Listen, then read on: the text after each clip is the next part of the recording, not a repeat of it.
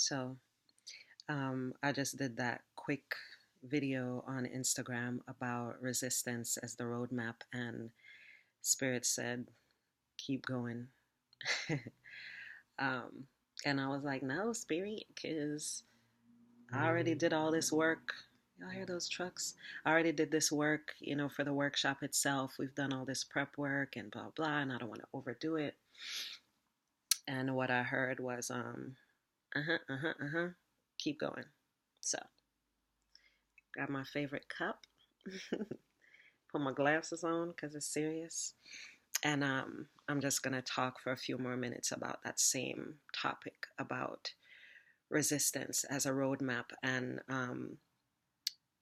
about how my journey from being the type of mom or the type of parent that so many parents have felt like they had to be as a result of the societal pressures, the cultural norms, a lot of which were informed by white supremacy, colonization, all of those things have such a profound impact on the ways that we treat our children. And if we are not aware of that, then we'll continue to perpetuate those really jacked up ways of being in relationships with young people, which also affects how the entire planet runs. Because if you are, as this generation, I'm in my 40s, right? I'm 41. Am I 41? Yes, I'm 41. um, my generation raising a next generation to come, if we're doing that using the same tools of oppression that our parents used as a result of their um, need to survive this colonial space, if we're using those same techniques, those same tactics, that same mindset, then we're just going to raise more people who are um, adjusted to operating in a way that is fear based, operating with a focus on the gaze of white supremacy, the gaze of standardization, the gaze of Eurocentric ideas, the gaze of capitalistic ideas, the gaze of control centered ways of being together as opposed to human centered, love centered, um, liberation centered in particular, because we can't not address liberation. There's something we need to be free from. We need to be free from these tools of oppression that have become normal communication tactics. We have to get rid of the idea of standardizing children into these boxes, into these silos, into these ways of thinking that don't take into account who they uniquely are, how they can uniquely contribute to the world around them, what it means to be in community with other people as opposed to merely competition, what it means to expect to be regarded and respected as opposed to trying to finagle or earn your way for someone to see you as human or valid. These are things that start in childhood and they don't go away when we get grown. What happens is they become more deeply entrenched in how we think, and then we replace one master for another. So if you grow up with oppressive parenting, if you grow up with parents who see your resistance as something to squash, then you now develop ways of, instead of being directly yourself and expecting open, honest communication and having tools for that, language for that, emotional intelligence for that. Instead, you just do a bunch of shady shit. You learn how to, I think about it when I was working in the corporate settings, like I learned how to manipulate that environment.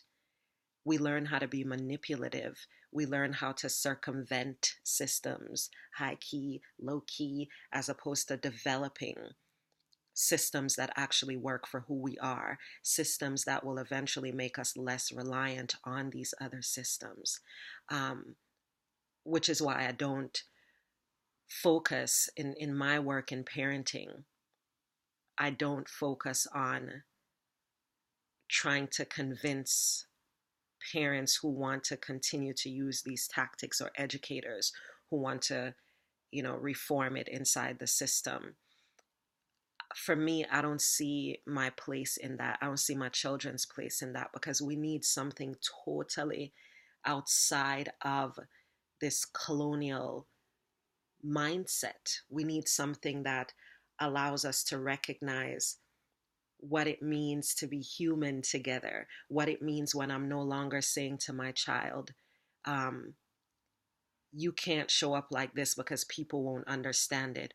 Or when I don't even realize that I'm forcing my child to show up a certain way because I don't want them to be judged and I don't want to be judged myself. And so the cost of that is my child's self expression, not in a healthy way, not in a way that allows them to see that there's a time and a place for certain things. It's not about acclimating them to society in helpful ways. It's about a level of assimilation that is not healthy, a level of assimilation that is inescapable, in terms of they might assimilate as children, they might perform, they might do, like I did, great studenthood and all the things that look good on the checklist.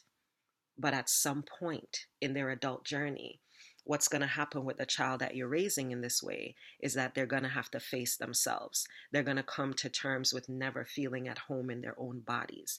They're going to come to terms with not feeling like they can express dissent without a consequence. So instead, they're just shady.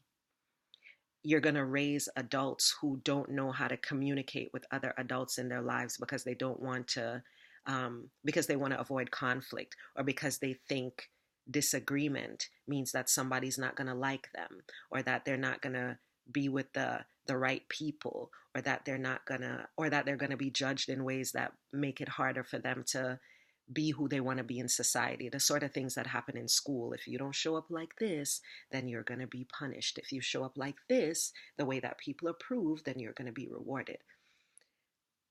Those things are a part of what we suffer from in adulthood, because we were in environments where people didn't understand the value of resistance.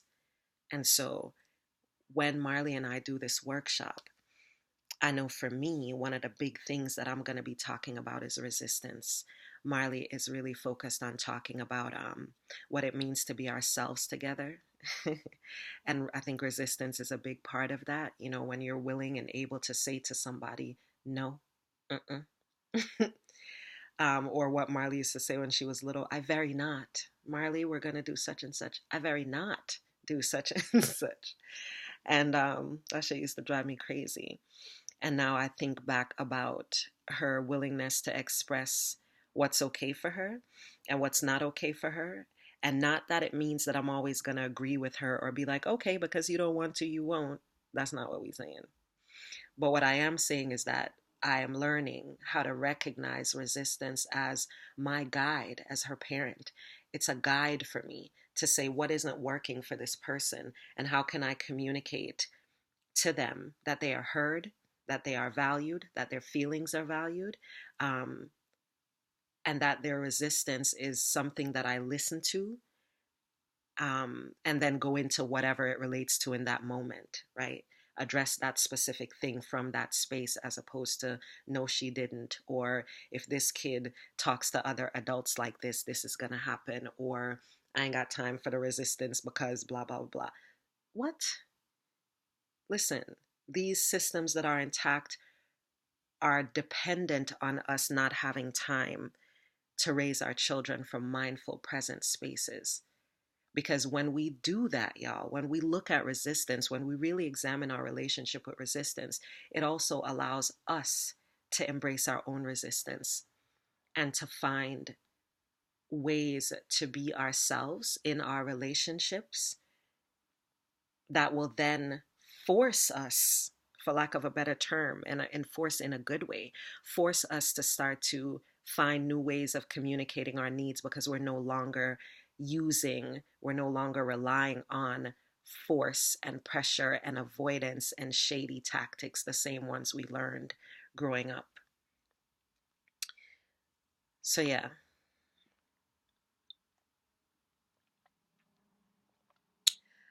I wanted to offer that in the mix and encourage you to look at the links for Raising Free People Workshop 2019 because we about to go in. Thanks for watching. Share this if it resonates. Peace.